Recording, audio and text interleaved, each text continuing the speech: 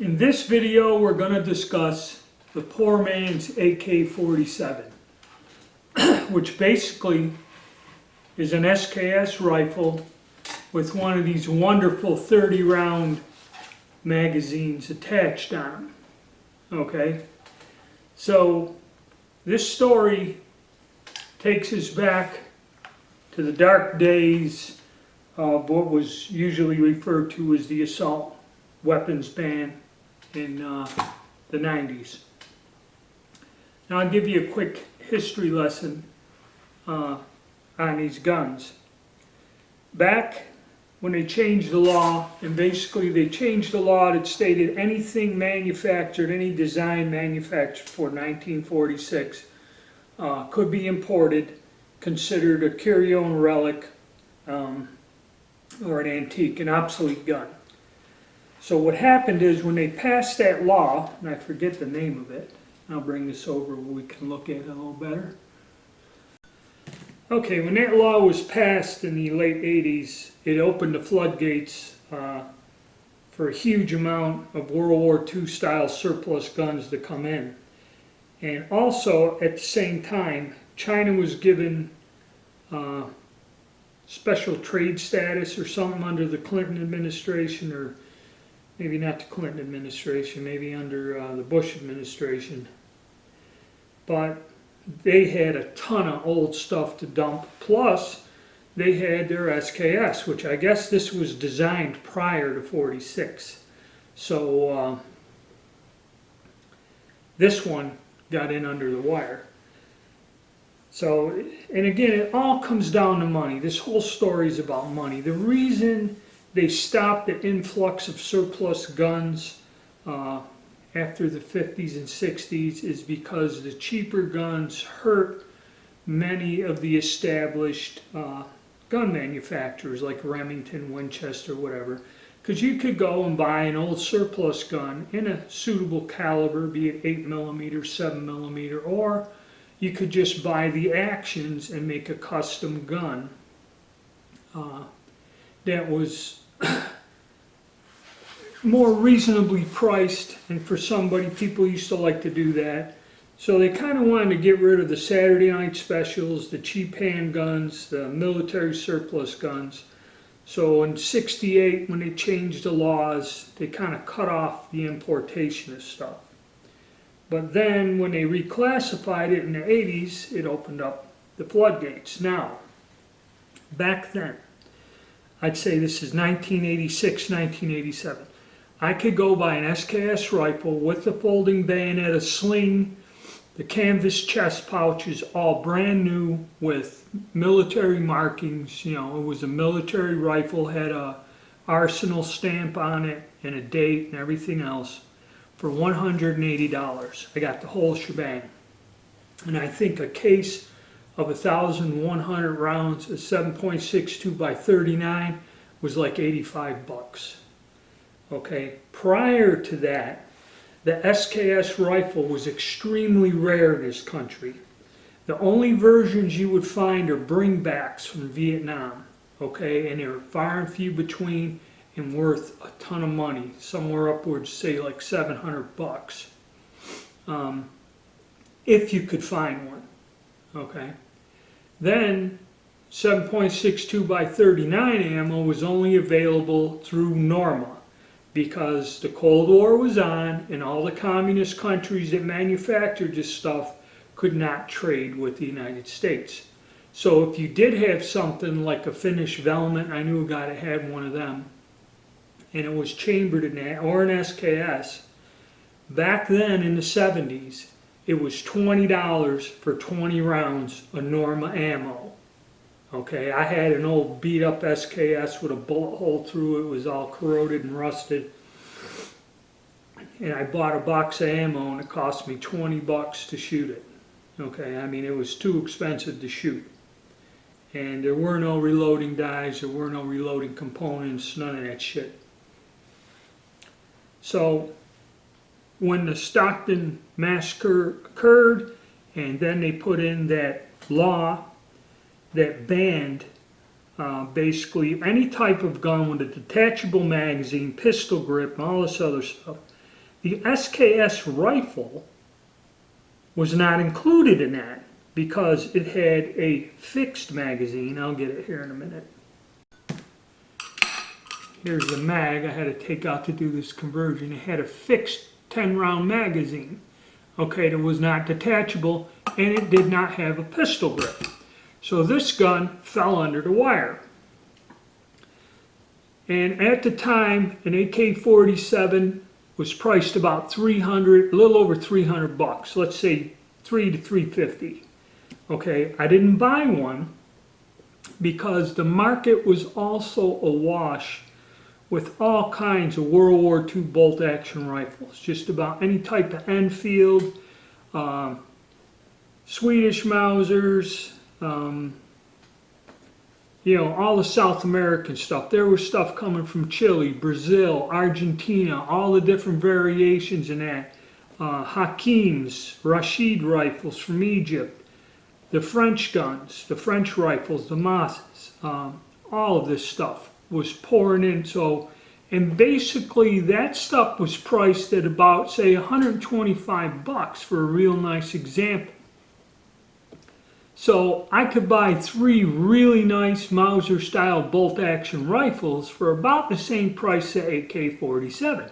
And I didn't think anything was going to change anytime soon, so that's why I never got one before the ban. So the minute the ban comes into place, these guns go from like 180 bucks right to wham, $350. Okay, and there wasn't the panicking, and that wasn't like it is now, because most people had to go to a shop or a gun show where you had, and gun shows were much larger. You would draw in dealers from all around the state, and I mean the one in Syracuse was huge.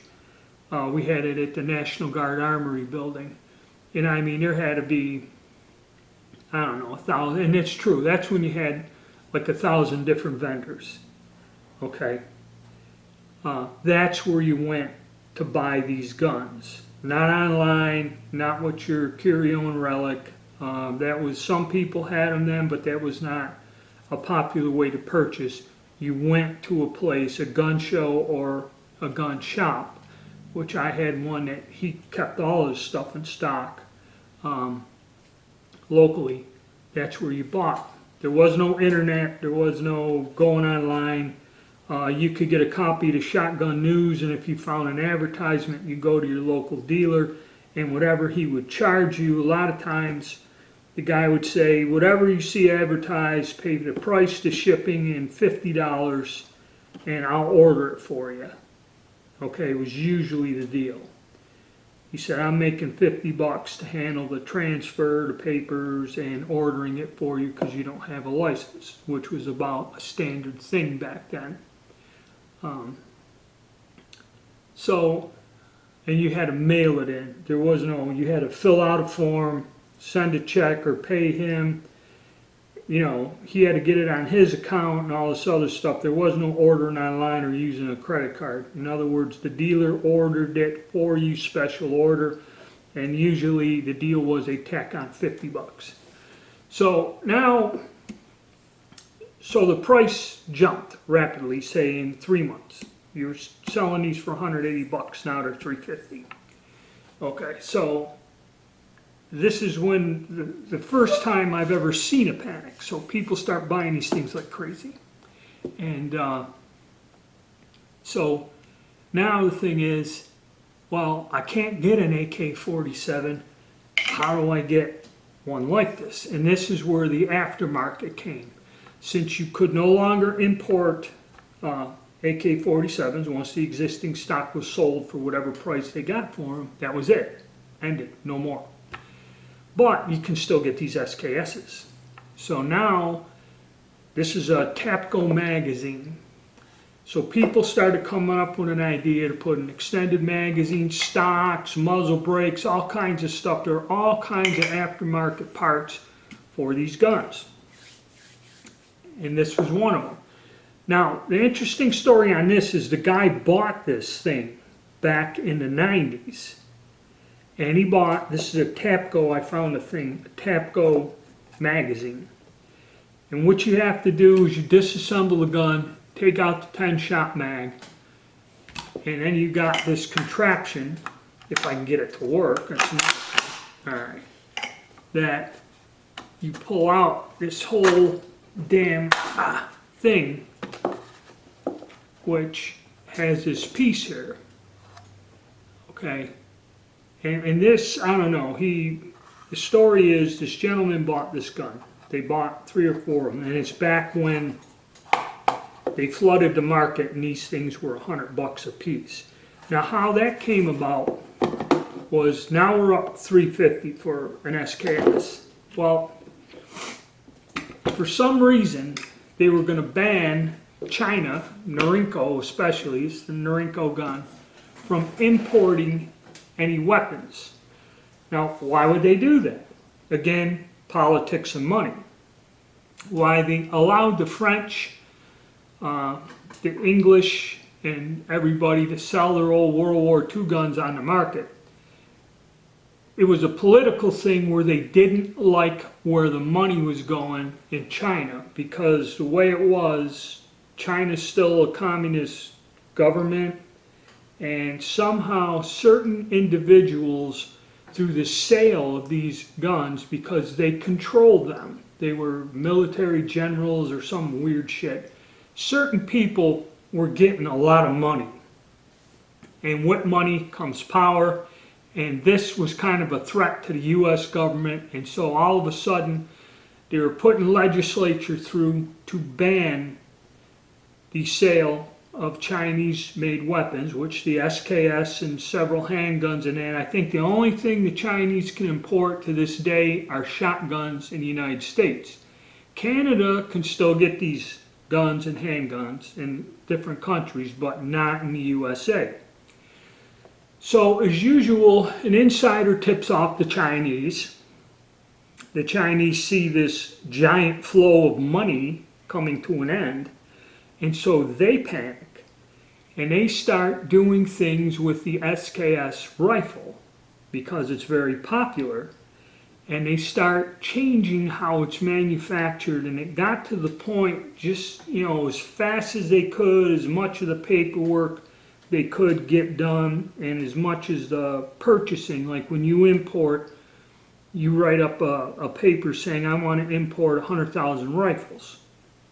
Well, if that paperwork's submitted and done before they pass the law, and like after the law is in place, if you had the paperwork up on there, your order still went through when it gets done. Okay, so it was like this giant race. The Chinese were cranking this shit out so fast and trying to get it sold before this law went into place. They dropped the price and the quality of the SKS rifle to where it was $100 a rattle, and that's what this gun was. This gun cost the guy, I guess, $100. He bought it back in the 90s, okay? And when he brought it to me the other day, it was still packed in cosmoline. It was like this, back was still wired from the gun show with a tie wrap, and I mean it was just packed in cosmoline. Okay, and he bought the magazine at the gun show back in the 90s. And he's had this thing with the bolt locked open for the past over 20 damn years, okay? And this gun is kind of strange because it is one of those Norinco civilian ones. The lettering and numbering is different, but this still has a threaded barrel. We'll take a look at it. It doesn't have a pressed in barrel with a pin, which a lot of those paratrooper, they're all fictitious. They're not SKS rifles. It was something they simplified, cut the production time and cranked these damn things out. And this one did not come with a bayonet. He said that's how he bought it. The bayonet wasn't there. So that's what they were doing, is cheapening up the production of these guns to get the price so low that these things, before the tap was shut off, would sell for $100. Okay, now a good SKS was $180, and within the span of 10 years it went from $180 to $350, Everybody's making something to trick it out, like the poor man's AK-47.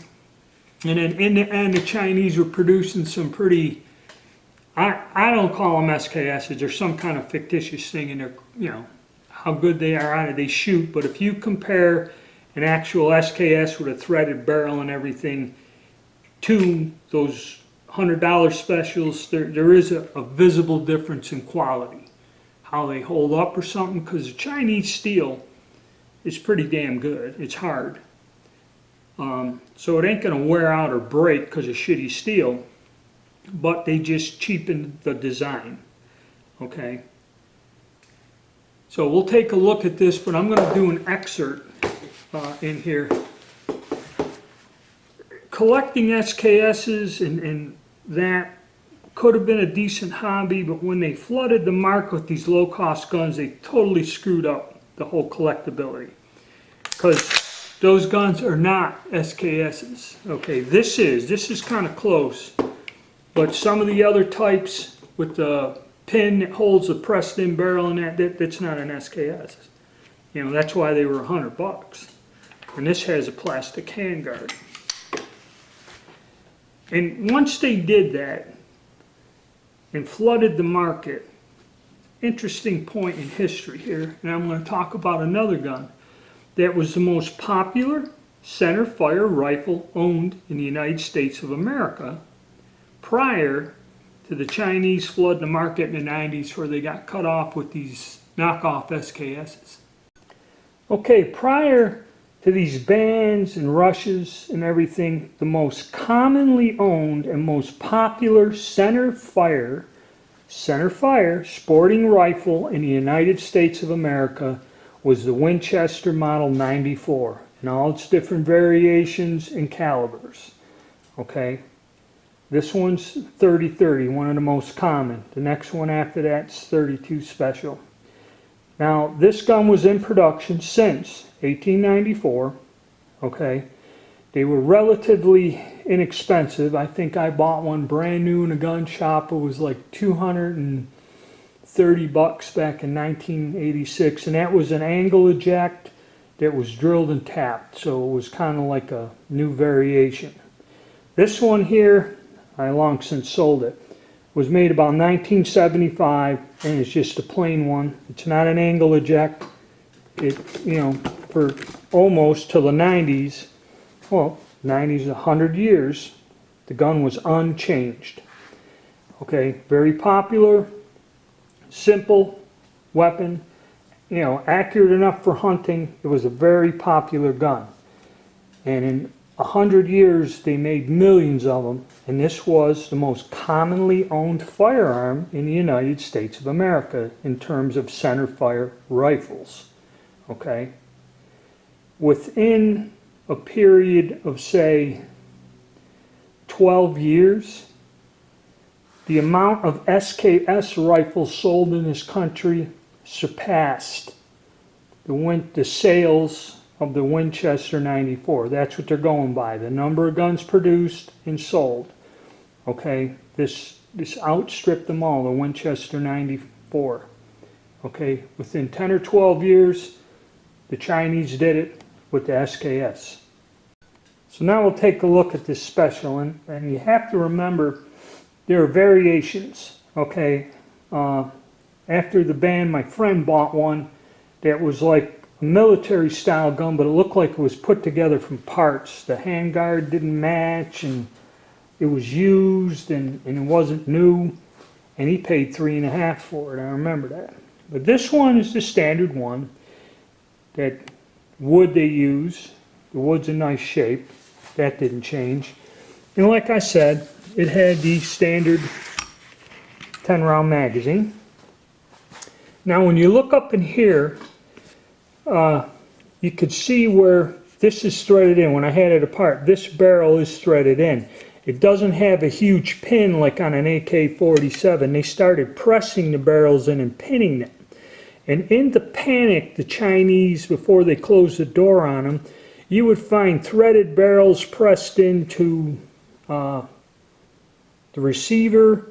There was a whole mishmash of stuff and really weird sub-quality crap coming out.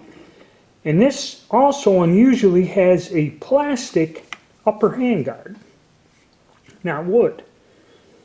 Okay, so you'll find this strange stuff. And this gun did not come with a bayonet, which, you know, also lowers the price. You know, most people took the damn things off anyway. So this gun's a little bit unusual. It didn't really get to the point where, and when you look at the ones with the pin in there, pressing the barrel in, the quality of the metal in it, it all kind of looks a little bit different. It looks the same, but the quality started to deteriorate. Now we'll look at it from this side, and you can see also the other barrels. I think this is thinner. Usually the normal one doesn't have this big gap in here like that. And if you look, the markings are different. M2196 serial number. So that must be how they designated model 21296. Could be February 96. Okay, and then you got your import mark. An actual military one will have the triangle, the symbols, the markings are different. Okay, and that's how you can tell. This one I believe is a transitional, because when it got to the end, I remember the one guy had a case of them. They were $95 a piece.